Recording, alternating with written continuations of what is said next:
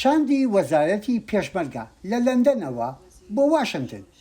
ئایا هەکبەیان بەشی ئەوەندەی تیا بووە پاساوی یەکگرتنەوەی هێزەکانی 1970 یەکێتی و پارتی بگێنن بە هاوبەشەکانیان، چونکە یارمەتیەکانی هێزی پێشمەرگە وەک لە پرێس کۆنفراسی نووسینگەی حکوومەتی هەرێم لە واشنگتنەوە وەزیری پێشمەرگە ڕایگەیاند بەندە بەو یەکگرتنەوەیەوە.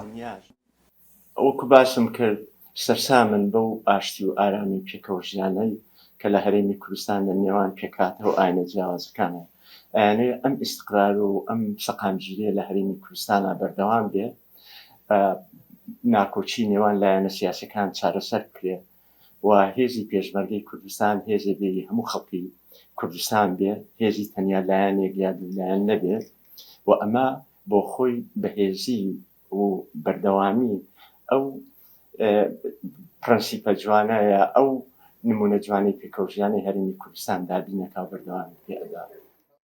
لە وەڵامی پرسیارێکی پایامنەری دەنجی ئەمریکا، ئایا هاوپەیمانان بۆ دەخوازن هێزێکی مەشق پێکرا و ئامادەیان لە ناوچەکەدا هەبێت؟ ئێستا هەڕەشە و مەترسیەکانی داعش بۆ تێبلانی ئەمن و ئاسایشی ناوچەکە مەترسێکی گەورەیە، نەک بۆ سەر کوردستان، نەک بۆ سەر عێراق، بەڵکو بۆ سەر هەموو جیهان.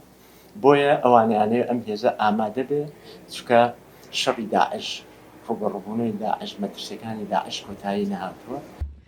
ناوبەناو هاتنی وەفدی پێشمەرگە بۆ ئەمریکا دەبیسترێ، پرسە سەرێکیەکەش یەکگرتنەوەی هێزی پێشمەرگەیە.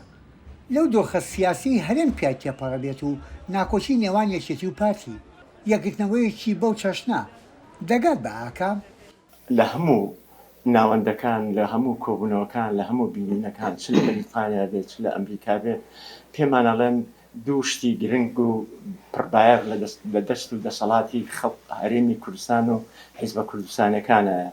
یەکێکیان ڕێککەوتن و چارەسەرکردنی ناکۆچەکانی ناو لایەنە سیاسەکان و یەکگرتوویتان، دووهەمیشیان ڕۆسەی ریفۆرم واتە چاکسازی لە ناو هێزی پێشمەرگە کە ئەمە دوو کۆڵەکەی ئەساسی بۆ بەردەوامبوونی و بەهێزبوونی هەرێمی کوردستانە. ئەم دوو دەسەڵاتە کە لە دەسەڵاتی حیزبە سیاسەکانی کوردستانە جێبەجێ بکەن، دڵنیام کۆمەڵگەی نێودەوڵەتی بە ئەمریکا و بریتانیاشەوە ئەوەی کە من گوێم لێ بۆ خوێندوومەتەوانێ ئەوان لە هەموو ڕۆیشتەوە پشگیریمان لێ ئەەکەن.